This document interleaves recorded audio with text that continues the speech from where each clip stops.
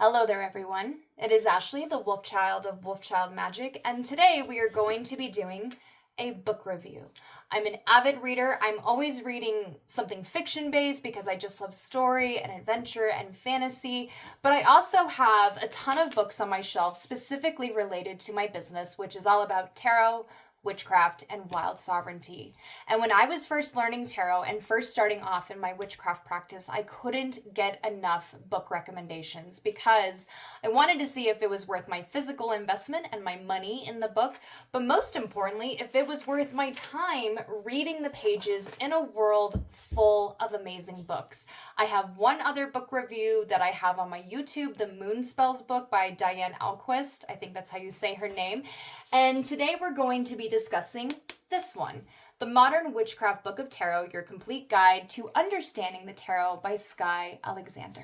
Just like any other review that I've done, I'm going to be 100% honest with you. I'm going to tell you what I like about this book, what I don't like about this book, some of the details and the background information, and maybe some things to keep in mind if you do decide to purchase this book for yourself. Immediately, one of the details that I can tell you is that I don't know the price of this book brand new. Of course, we can find used copies, and I do always advocate for buying used books, but I don't know the price of this book firsthand, brand new, because a couple Christmases ago, I was gifted this book. I was actually given a whole box of books like this. It had this book in it and a bunch of other books by this author and Judy Ann Knock, which of course I will be discussing in upcoming videos. So please follow if you like my reviews and you want to see more of them. I do also have a review of this book on my blog already, and that way you can go and kind of cross-reference, do a little bit of cross-pollination between the video and the written format. And sometimes the written format can be easy for kind of a quick reference, so I will see if I can put that blog in the link here below. Starting off with some very general information on this book. Again, the title is The Modern Witchcraft Book of Tarot, Your Complete Guide to Understanding the Tarot by Skye Alexander. I also have not seen a paperback version of this book. It might be available. I don't know, again, because this was given to me, I don't know where my parents found it. Maybe it was kind of like in a limited edition kind of box set type of thing. But again, I've only ever seen a hardcover, although I will say immediately, that's nice. I love a hardcover book. I will always advocate more for hardcovers as opposed to paperbacks because they just hold up better over time and they're just prettier. I know they're a little more expensive, but again, you can find some used copies of this book online. This book is 288 pages, so it's not a bad, length of a book. 288 pages is very doable. It was published by Simon & Schuster on May 9th, 2017. It has a rating on Goodreads of 4.17, which is a good rating, with over 1,200 ratings and over 100 reviews. And again, I was given this book, so I cannot speak to price as I just said, but looking online, I was able to find some copies of this book for as low as $6. Going into the layout of this book and how this book is structured, I do again have pictures on the blog, so that might be a little easier to see, but there are 4 parts to this book. So part 1 is getting to know the tarot. That's nice. A little bit about oracles, going into the origins of tarot, going into symbolism and the numerology. That's great.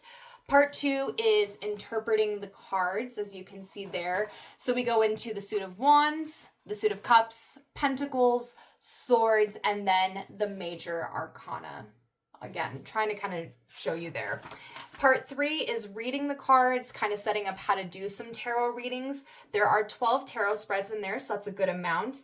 And then part 4 is using tarot cards in magic work. So we have love spells, prosperity and abundance spells, spells for success, miscellaneous spells, and then taking the next step.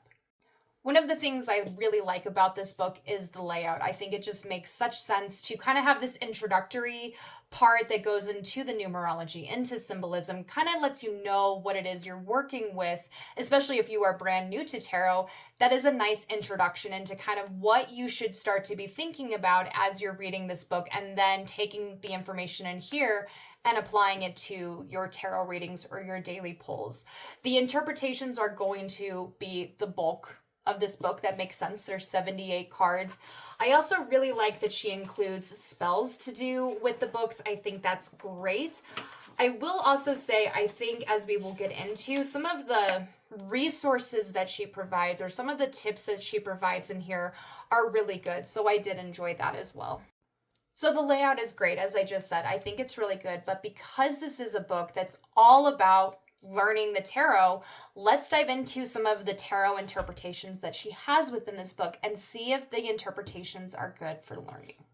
So I'm going to be kind of going into mostly the devil because that syncs up with my blog, but I also want to mention the next card, the Tower, as well, because I have thoughts.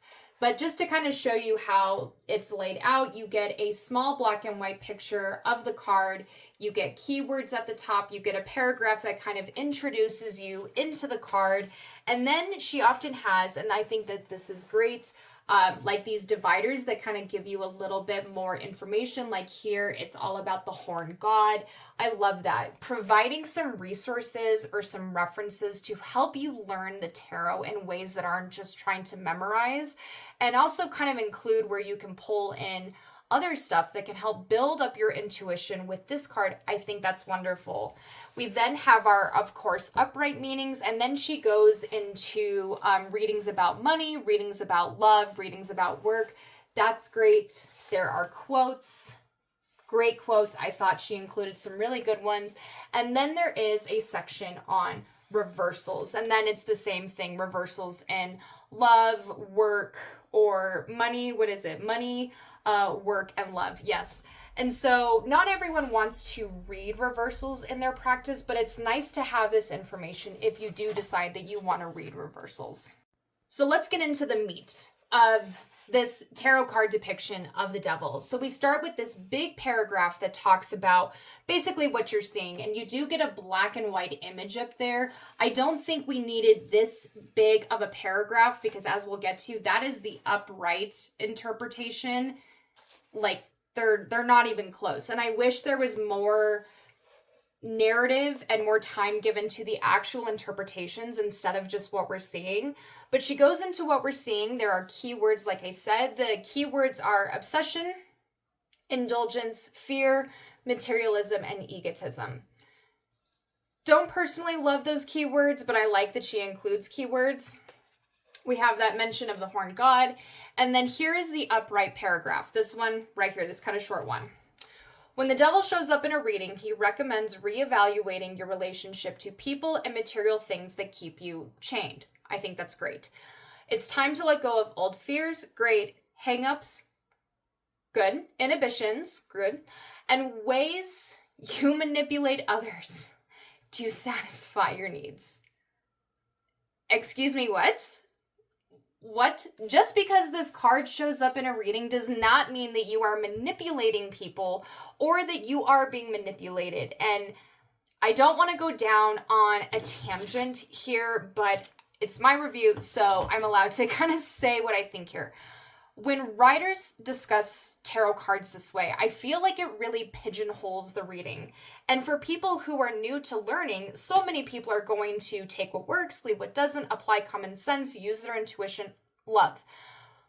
But for some people, they might already start to be like, oh, with the devil now, there's this theme or there's this meaning with this card of manipulation. No, it really kind of pigeonholes when we start to try to use cards that are predictive in ways that speak to things like emotions or actions, because what if you are the most charitable, altruistic person in the world and the devil card comes forward for you? That doesn't mean you're manipulating people. You know, I don't know. I have to say, I don't love when writers do that. In fact, it really kind of irks me. It irks me because we're trying to make the person fit into this one very narrow viewpoint of the tarot card instead of using the tarot card to fit into the nuance of either yourself or, if you want to read for others, the person that's sitting across for you. And if it doesn't apply, then what do? You might start to feel like you're a failure as a reader when you're not. You're being given narratives that are pigeonholing you and preventing this more broader context in which to work with. Because the last sentence is great. The devil tells you to figure out what's true and what's false, at least for you. That's fantastic. I love that sentence because, especially with the devil, we want to start to figure out, and again, using the symbolism here, we want to look at those chains. And we want to say, is this a chain that I put on willingly?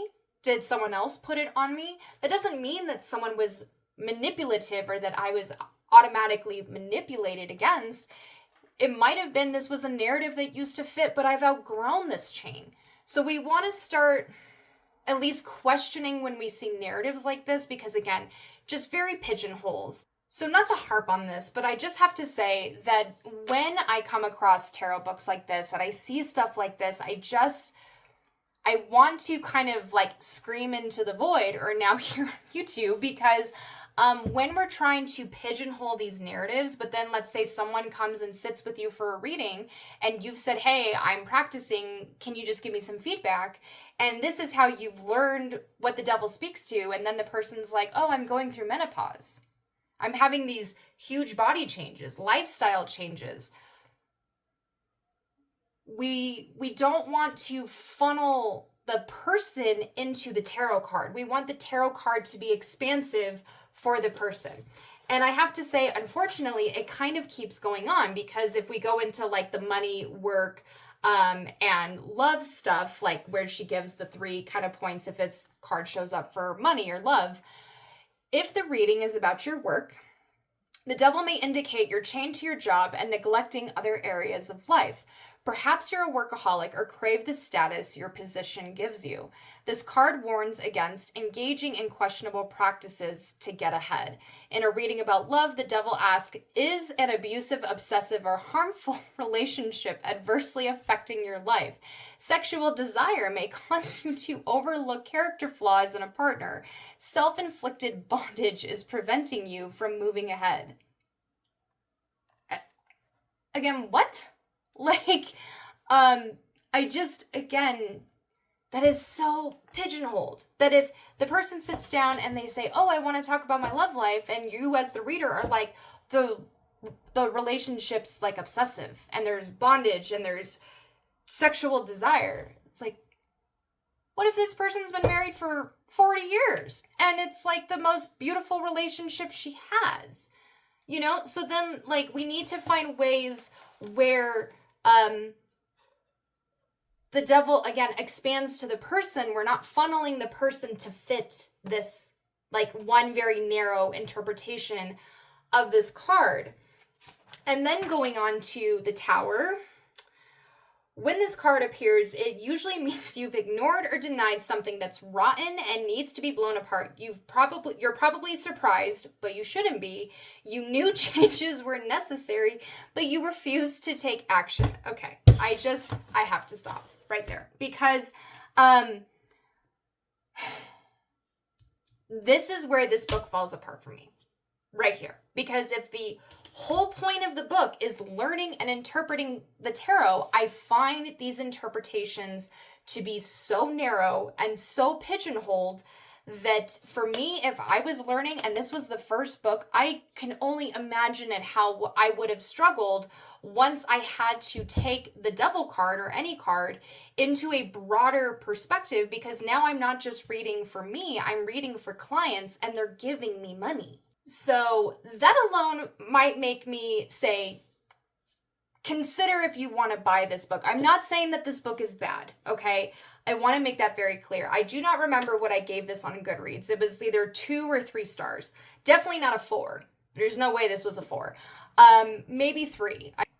Immediately, the way that she writes about the tarot just gives me a lot of pause, but there is a ton of stuff in this book that I do like.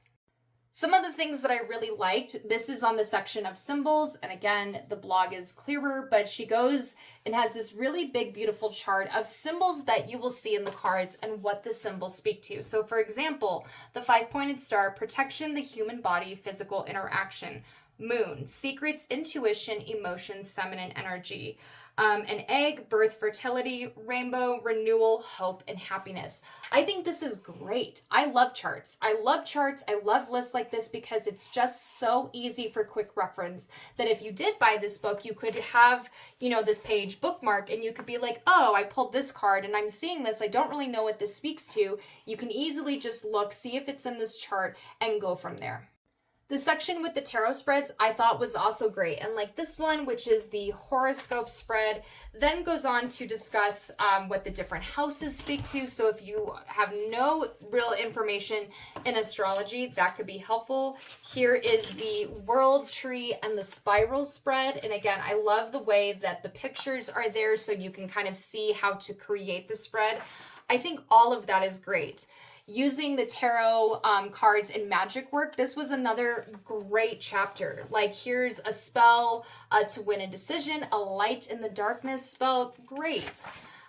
Self-confidence talisman. I think that some of the other chapters that weren't the interpretations of the cards is where this book really shines.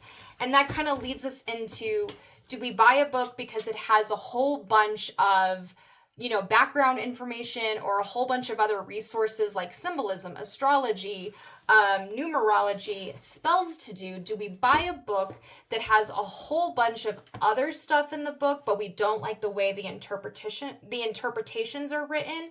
Or do we not buy the book because if this is a tarot book and the interpretations are great, do we just simply pass because some of these spreads and some of these spells we could find in other areas? One of the last chapters that I thought was so good was doing tarot readings, and it says quickly here, many factors affect the accuracy and clarity of a tarot reading. 100% true. Your state of mind, as well as that of the other person being read for, if you're reading for someone else, will profoundly influence the reading. Again, 100% agree. And then it kind of goes on to the same with spell casting. I love this chapter because it shows us how this is a tool. And we want to use the tool, but we also want to make sure we're in a space where we're using the tool properly. And I, as a tarot reader, have had people come to me and say, please read my cards, please do this, please do this. And I'm like, no, you're not in a space to receive a reading right now. I need us to come down and we can come back to this maybe in a week, because right now, all the energy is very activated. It's very, heightened. And I need this to be more grounded. I need you to be more grounded. And that's so important because, especially with tarot, there are times where it could be very easy to portray, and most tarot readers do not portray themselves this way. But if we were to kind of anchor on into when people are feeling frantic and they're willing to give us money, that could be a very easy thing to do. Doesn't make it good. And again, most tarot readers do not do this. And again, I have had people where I'm like, no, I need us to come down. I think that it would be better if we come back to this in a week when some of this immediate emotions and energy is kind of softened a little bit. We've kind of worked through some of the initial stuff, and now we can go into some of the deeper stuff. So I thought that this chapter was great. Consulting the tarot, what's the shelf life of a reading? That's a great section. When's the best time to do a tarot reading? So again, I thought this chapter was great. So there's a lot of stuff to like in this book. I think a ton of the chapters are great, as I've said now. But as I've also said, the tarot interpretations to me are just not the best. You know what I mean? I think that there are some better books out there. I will also say, and this is so petty, and I understand we want to have a picture so we can look at the card as we're reading. I get that. But I'm almost like, and I don't know if this had to be formatted this way, but I'm almost like some of the, so here's the Two of Swords. And this one you can kind of see. And I mean, the pictures aren't terrible. They're not super grainy. But to me, I'm almost like I would rather have this picture be bigger and have less text, less of the money, work, love stuff. I would almost either have us take this section out and have a bigger paragraph on just, again, a broader, more expansive interpretation of the cards. And then we can make the picture bigger, or just take it out. Again, I know that that's petty. It's just my personal opinion.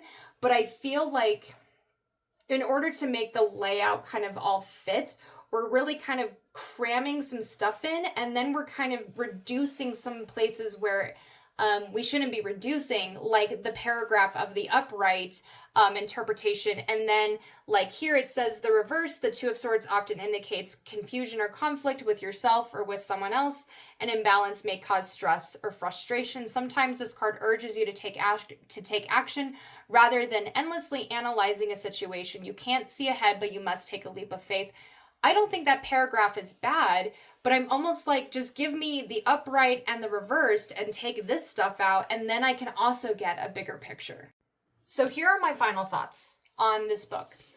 If this was simply a background information book on tarot and some further resources for tarot, this book would get a 4 out of 5. I thought the other chapters were awesome. I thought the quotes were great. Again, I liked the little divider sections, as I said. I thought there was so much in here that gave such great context for the tarot cards.